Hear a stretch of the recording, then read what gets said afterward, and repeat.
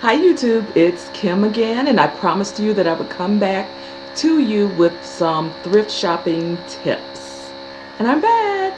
See, I kept my promise. Okay, now I've been thrift shopping literally since I was a little girl. I started out thrift shopping with my parents, and I have been hooked on thrift shopping probably since I was a young adult. Didn't always love it when I was a kid, getting drugged to the secondhand store. Didn't understand why, because technically we really didn't have to do that. My folks were middle class, at middle class income. But let me tell you, when I grew up and had to start spending my own money, guess who really appreciated that knowledge? So anyway, I'm going to pass a little bit on to you today. It will be a series of videos, and this first one will be about accessories. So I had seen a couple of videos where they had done some thrift store hauls, and they found some fantastic things. But a couple of them had said that they don't even go over to the shoe section. And I thought, oh, how can you not go to the shoe section? You are missing out on some gems. So I want to give you some tips on how you can look for those things and how you can carefully look for those things, because I understand why they would not consider shoes, because in the years that I've been thrift shopping, I have seen some nasty things, and not just in the shoe section. So I want to incorporate some tips on what you can do to be careful and to be cautious about the whole cleanliness thing.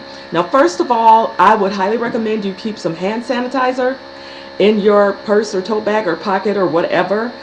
Just keep that on you for when you're done looking through all the stuff.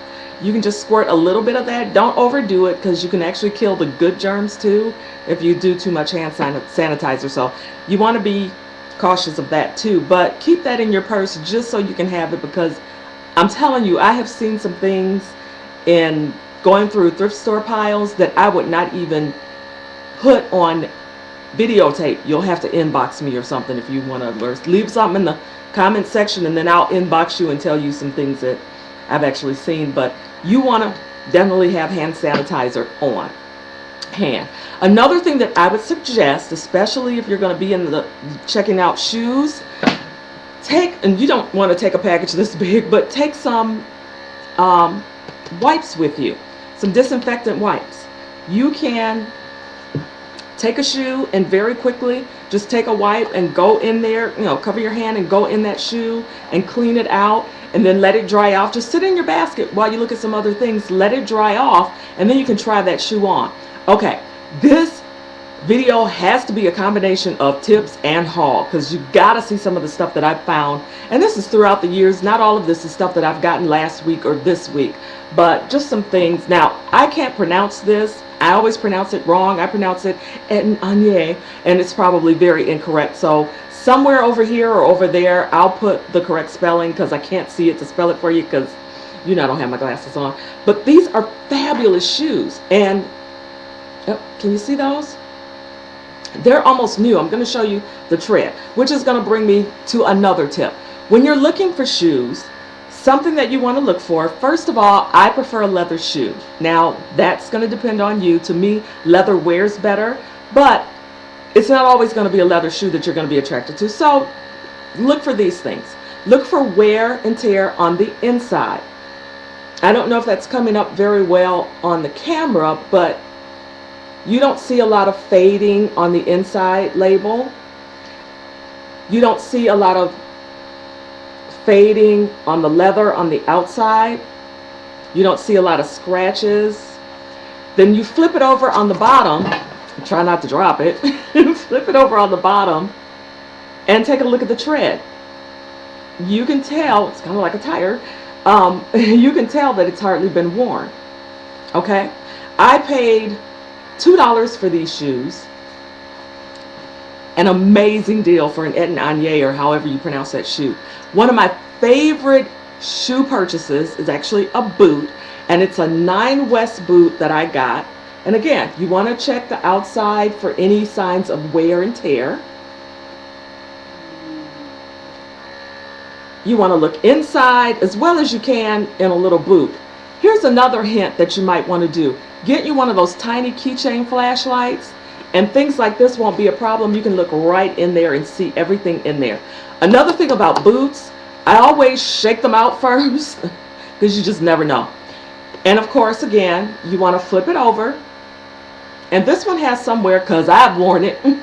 But when I first got it, there was none. In fact, when I purchased this boot, it still had, you know, when you buy a new pair of boots and you take them out of the box and they have all that stuff inside, the paper and the foam and all of that. Well, these boots still had all of that in there. Now, they would have been $6 at the Goodwill. I got them for $3 because they were half off, which brings me to another tip. Sales at the thrift store. Almost all the national thrift stores will have a sale every week. Goodwill specifically, check for your area for sure, but I haven't been to one, and I've been to Goodwills all over the country. It's just what I do. But when you first walk in the door, you'll usually see a big square sign, and it'll have a blue, yellow, red, or green square, big square on this big sign. Well, that's an indication that you need to look for hang tags and writing in that particular color. Those particular items are half off the regular price. Now, depending in your area, boots in my area sell for $6 and shoes sell for $4. So on that particular day, whatever color these boots were, they were half off, and the shoes too. And that is the first thing I look for. I look for what's on sale, and I try to get those items that are on sale. And when you're shopping like that on a regular basis, you can do that because there's nothing really specific that you have to have. You know, you usually don't go to a thrift store if you know, I just got to have this outfit for this special occasion. Well, okay, so I do, and my fellow thrift store junkies do that, but most people don't. So you can go in casually and you can grab the amazing deals. Okay, purses. Purses are fabulous at the thrift store. Now, I usually look for leather in purses too because, you know, I'm from the old school, and back in the day, the only thing that was really nice was leather. But now they do a really great job on the fake leather, what we used to refer to as pleather. So this one I don't think is leather, but you really can't tell that it's not, and it's a fabulous purse. Let me tell you what I really loved about this purse. Look at the side. There's like this secret compartment. I feel like a spy when I carry it. I don't know what it's for because it's so tiny you can't fit a lot in there, but I thought it was really cute. Now, one of the things that you want to do for purses, because purses can be really nasty too because people sit them on floors, and I just sat mine on the floor, but it's at home. So one of the things that you can do for purses is wipe them out with a disinfectant wipe. Another thing that you want to do, sometimes they'll have odors. Like sometimes you can get a purse that was owned by a smoker, which is so disgusting, and that's a very, very difficult odor to get out. And I recommend that while you're at the store, I mean, you don't want to put your face on something on your face, but at least, you know, put it close enough so you can do a little bit of a test, because odors can be really challenging to get out, especially if there's smoke odors. But if there's just an odor that's in there that's just of that other person, you know, and it's not a bad odor, it's just something there that reminds you that somebody else owned it, this is what I recommend. Clean it out really good on the inside with your disinfectant wipes, let it dry, and then throw one of these. It is a dryer sheet. Just toss one of them inside every individual compartment of the purse and just let it sit for a few days. By the time you go back to it, you'll be smelling game, and you won't be smelling that other person. So that's my tip for accessories. Now, another great thing that you can find at thrift stores are belts. Oh, they're fabulous. And you know, a really good leather belt can cost you an arm and a leg. Banana Republic sells just a really thin leather black basic belt. You wouldn't even notice it if nobody told you about it, for $78. That is insane. Thrift store leather belt, almost new, $1.50, and it's my favorite color. I love purple. So now, what you want to look for belts, of course, the first thing I look for is the buckle intact. The little tabs that you stick the other end of the belt, are they in good shape? If they are, great. Then flip it over. Check the condition. And I also check for writing, because that will tell you the condition. If the writing on the back is not completely faded out, not completely scratched up, you've got a pretty good deal. So you get that for $1. Oh, and of course, check the holes because you don't want them all to be all stretched out. And check in the hole section because a lot of times when it's in really bad condition, you'll see cracks where those holes are, where they were just trying to really push it and wear that tiny belt too long. So check for things like that. But once you get past all that, and you've got your good belt for $1.50. Clothing. Now, my son, who's 17, would probably never admit it to anyone out loud, but he is a serious thrift store junkie. Now, my son hardly wears anything other than Ralph Lauren polo. He loves polo. He loves the pants, he loves the shirts, he loves the sweaters, he loves it all. And we never buy any, when I say never, I mean never. We never buy any of those things new. It's crazy, insane. There's no reason to pay $200 or even $100 or even $50 for a kid's shirt. Yes, he's in men's sizes, but still, okay? When he gets a job, he can start doing that. But right now, we hit the thrift store. Now let me show you something that you want to watch for.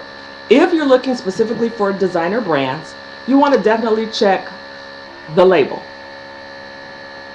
Make sure it's the brand that you're looking for.